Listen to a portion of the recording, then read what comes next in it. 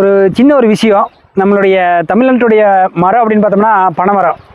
என்னென்னா வந்து பார்த்திங்கன்னா இன்றைக்கி பனைமரத்தில் ஒரு புல் வகையை சார்ந்து இது ஒரு மரம்.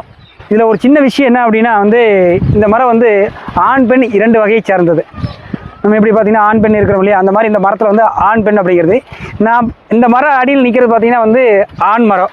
இந்த ஆண் மரம் என்ன பண்ணோம் அப்படின்னா வந்து வெறும் பூ மட்டும்தான் பூக்கக்கூடிய ஒரு வகை. இந்த மாதிரி பார்த்திங்கன்னா பூ பூத்து இப்படி காஞ்சு கீழே விழுந்து மேலே பார்த்திங்கன்னா உங்களுக்கு வந்து அழகாக பூ மட்டும்தான் இதாக இருக்குது. ஆனால் அடுத்த கட்ட பெண் மரம் அப்படிங்கிறது வந்து பார்த்திங்கன்னா பூ இந்த மாதிரி காய்ச்சிருக்கு. அடுத்த கட்டம் என்னென்னா வந்து அந்த மாதிரி வந்து காய், அதாவது நொங்கு, அதுக்கப்புறம் பார்த்திங்கன்னா வந்து பனங்காயின்னு சொல்லக்கூடியது அது கீழே விழுந்து அது விதையாக போடும்போது பார்த்திங்கன்னா என்னவா இருக்குது அப்படின்னு பார்த்தோன்னா பனங்கிழங்காக வந்து எடுத்து நமக்கு வந்து கொடுப்பாங்க. அப்போ பார்த்திங்கன்னா வந்து ஆண் மரம் அப்படிங்கிறது வந்து வெறும் பூ மட்டும்தான் பூக்கு. அதே மாதிரி பெண் மரம் அப்படிங்கிறது பூ பூத்து அது காய் காய்க்கும், அதாவது நொங்குன்னு நம்ம சொல்லுவோம்.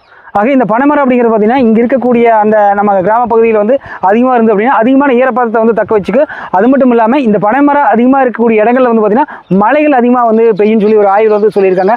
அதனால் வந்து பனை மரங்களையும் நாம் பாதுகாப்போம், சிறப்பாக வந்து அதை அடுத்த தலைமுறைக்கு கொண்டு சேர்ப்போம். அன்புடன் கவிஞர் ஆதி.